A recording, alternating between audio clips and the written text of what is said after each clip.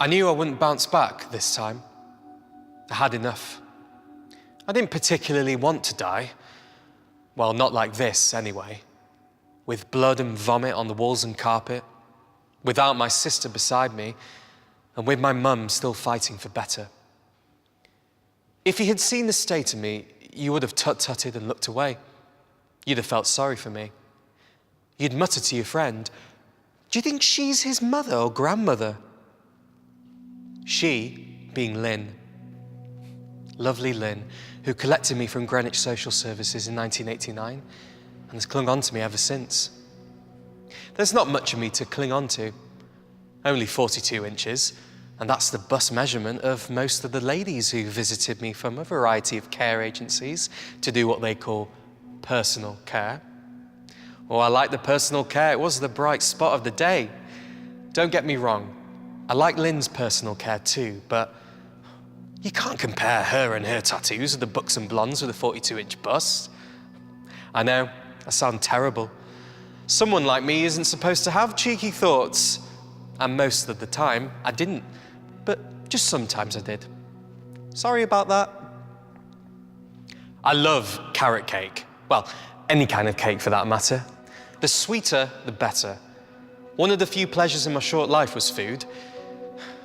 It was a miserable day when the tube was inserted.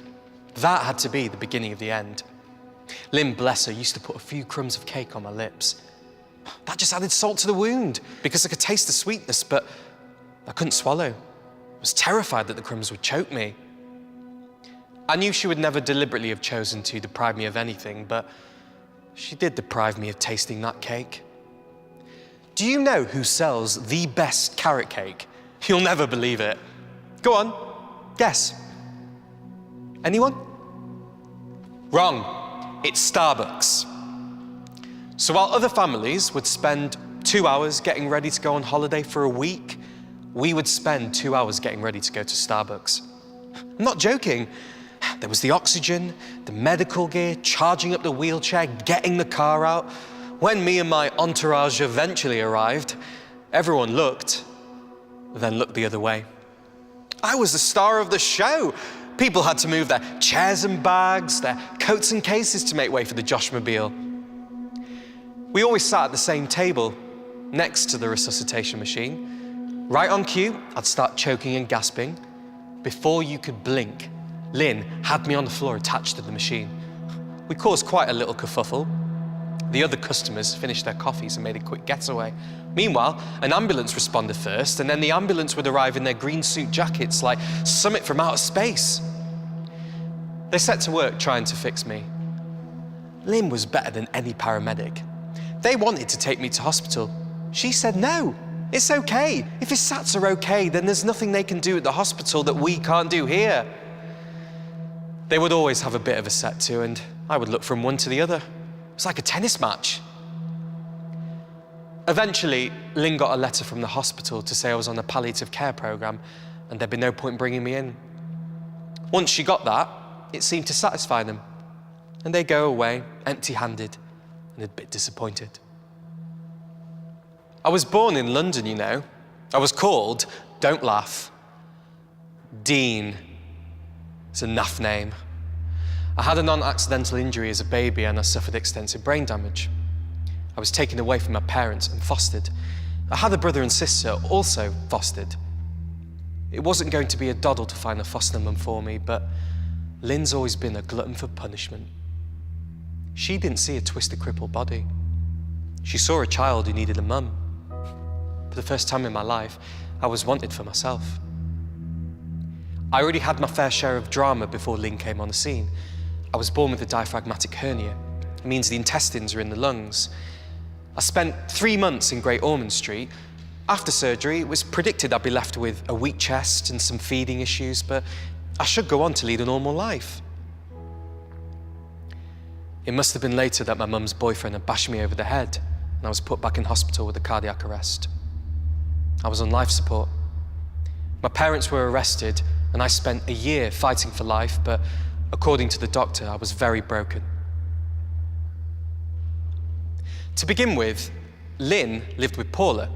They were a couple. Paula had adopted Charlie and Lynn adopted me. They'd been together nearly 10 years.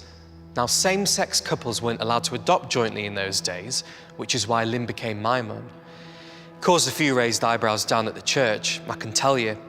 Lynn's an ordained Methodist preacher.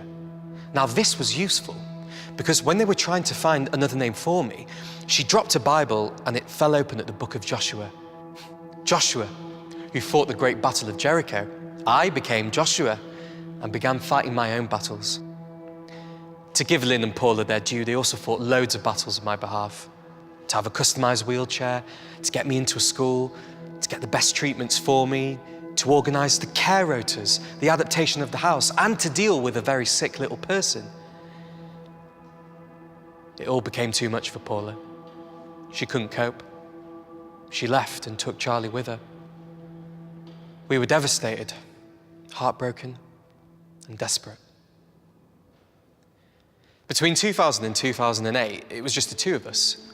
We loved each other most of the time and hated one another for some of the time. She cried a lot and screamed a lot, but it was frustration. Lynn was my mum, my carer, my advocate, a palliative care specialist. It was all right when I was little. The hospice couldn't do enough. But then it got a bit awkward when I was a teenager. I didn't fit into their mold. It would have been easier if I died then, but I wasn't ready. When the professionals wanted to talk to us, they talked to Lynn, never to me. She wouldn't answer. She'd just look at me. They got the message. They started to talk to me directly. I couldn't really understand what they were saying, but I could tell by their tone of voice what it was they wanted to say. I would communicate back through Lynn because she always knew what I wanted to say, or thought she did. She can be a bit of a dark horse, our Lynn. In 2008, a prince on a white Charger rolled up at the house. Well, not really a prince, more an angel. And the white Charger was a battered Peugeot. The angel was called Ruth. Suddenly, she and Lynn were an item. We were a family again. I've never bought a lottery ticket in my life, but I'm a millionaire. It's the damages. Well over £1 million anyway. Everything has its price though. If it meant that I could have lived without the injuries, the specially adapted house, the specially adapted everything, then I'd sooner have had nothing. Money doesn't make you happy. In my case, it just eased things for my two mums. I did have a diamond though, big extravagance. Bit of a carry-on having the left ear pierced and the diamond inserted, but I felt like $1 million afterwards.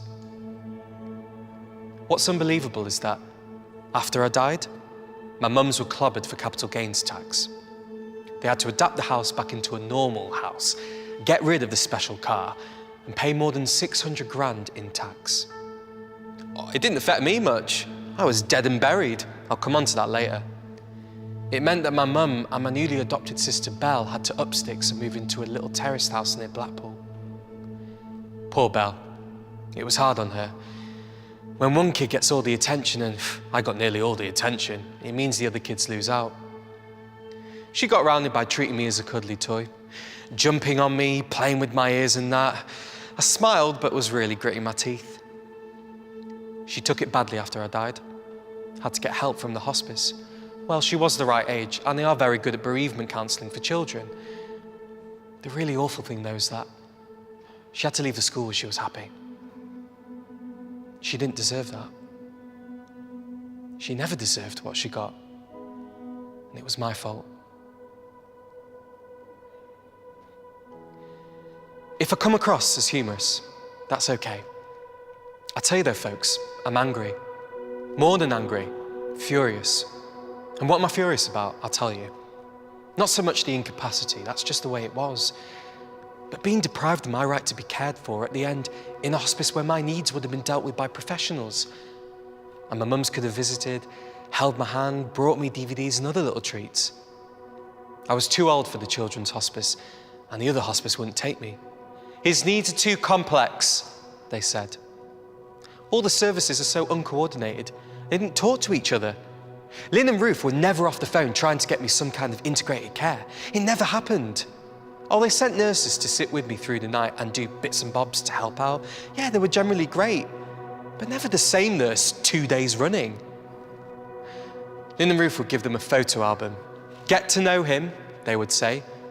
They took the album with great interest, but as soon as Lynn or Ruth left the room, they were on their mobiles, texting, Facebooking. They were bored. They had to keep half an eye on me, just hoping I wouldn't kick the bucket on their watch. It was all right, but if I'd been in the hospice, I think it would have been tons better. The start of another month, June 2012. I'm giving out. Everything's more laboured.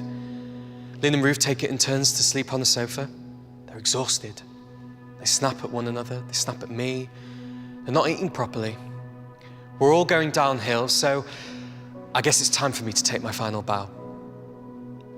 It's Friday, 29th of June, 2012. The 9 o'clock news has just started, and my breathing's become more rattly than normal. Lynn and Ruth takes one of my hands in each of theirs. I could hear them telling me how much they loved me, how clever and brave I was. I took one last gasp and heard them say, "Well done, you can rest now." I thought, well, that scared you. Here goes.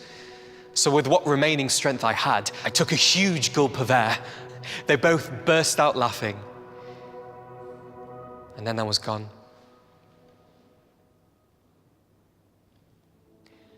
They wanted to have a post-mortem because they had to decide whether my birth parents could be prosecuted for murder. They couldn't, because they couldn't prove which of them had forced the dummy into my mouth, bounced me on the floor, and clouted me the hardest. So that was that. As if my body wasn't broken enough already, my brain ended up in the south, and what was left of my body in the north. Lynn did get this phone call asking if they wanted them to send the brain to her so it could be buried with the rest of the body. She told them where to get off. She wasn't interested. I was gone. She was heartbroken. Ruth was heartbroken. And they continued to be so. Poor Belle, she was so traumatized when I was dying at home that she had to be fostered elsewhere for a while. She couldn't come to the funeral. But she held my ashes before they were scattered on the beach at Blackpool. It was so camp. Thank you for listening. Thank you for sharing, and thank you for agreeing to be mindful that a broken body doesn't mean a broken mind. Thank you for agreeing to consider the person and the carers around that person who need love, support, and understanding. And never lose sight of the fact that dying is not a tick box experience. We are all entitled to that same level of care and consideration. In my case, it didn't happen. Most of all, though, if there is a God, thank you for giving me those 22 years to help make a difference.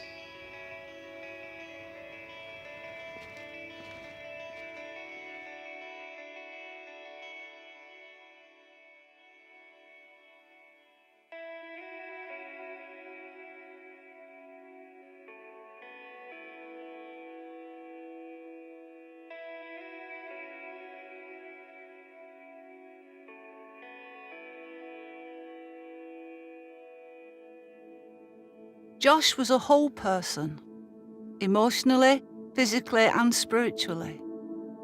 It sounds terrible to say this, but we had a sense of relief when he died. We were liberated. We could have holidays and trips and live again. But it didn't last long. We wanted him back. He brought joy into our lives. But I only ever wanted to be his mum.